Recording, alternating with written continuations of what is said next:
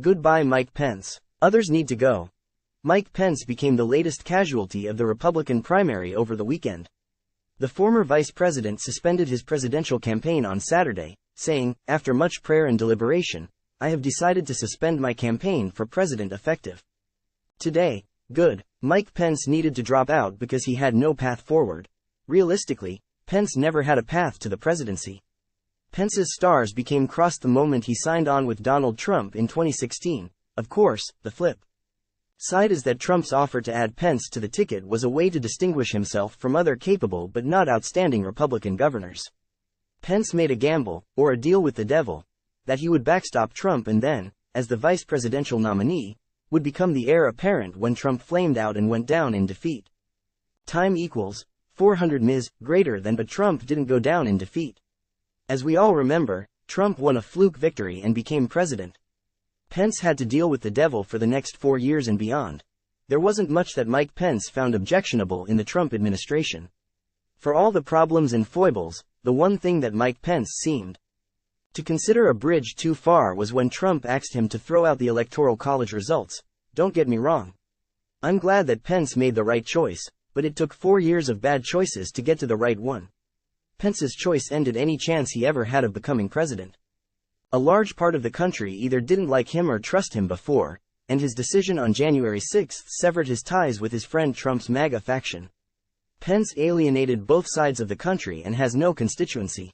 His evangelical voters have gone to Donald Trump, and through it all, Pence has been very hesitant to speak ill of Donald Trump. I personally thought a better title for his memoir would have been Misplaced Loyalties.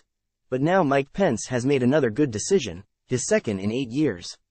In Republican primary polling, Pence never gained traction and was hovering at about 3%. He was polling worse than Vivek Ramaswamy. If you wonder why, back up 2 paragraphs. Pence did the right thing and others need to follow his example. The Republican candidates need to learn from the Democrats. Back in 2020, the Democratic primary looked a lot like this year's Republican field. There were a handful of candidates splitting the polling and Bernie Sanders looked like the eventual nominee. The Democratic candidates took one for the team and in the space of a few days in March, almost everyone dropped out and endorsed Joe Biden. If Republicans don't want Donald Trump as a nominee, this is what they need to do. Of course, it may already be too late. Trump is polling at more than 50% in national polls as well as being the heavy favorite in Iowa and New Hampshire. If every candidate but one dropped out, Trump would still hold the lead. But a 2-way fight might be more winnable than an 8-way race. As it is, the candidates who bother to show up at debates spend more time attacking each other than the presumptive nominee. I have to believe that most of them are interested in running in 2028 or for a position in a second Trump administration than the 2024 presidential nomination. That might change in a 2-way race. The big question is who stays. In the 2020 Democratic primary, Joe Biden was the obvious consensus choice. No such consensus exists now. It's easy enough to toss out everyone except Ron DeSantis and Nikki Haley. DeSantis has been a consistent second place, but Haley is giving him a run for his money. For my money, Haley should be the one to stay in. DeSantis has had his chance.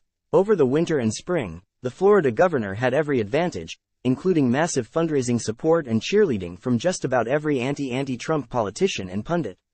He couldn't capitalize on it. DeSantis's strategy of taking on Trump from the right proved to be a major miscalculation, and he probably can't recover from it. Haley is more of a scrapper. She has seen a surge in the polls since the debates and has shown more fighting spirit than DeSantis. If anyone can take out Trump, and I'm not sure that anyone can in the Republican primary, it's probably Haley. There are 2 big problems with the unite around Haley strategy. One is that most of the candidates don't have what it takes to quit for the good of their party and their country. It's probably only Haley who shares my assessment that she's the GOP's only chance. The bigger problem is that more than half of Republicans aren't interested in anyone but Trump.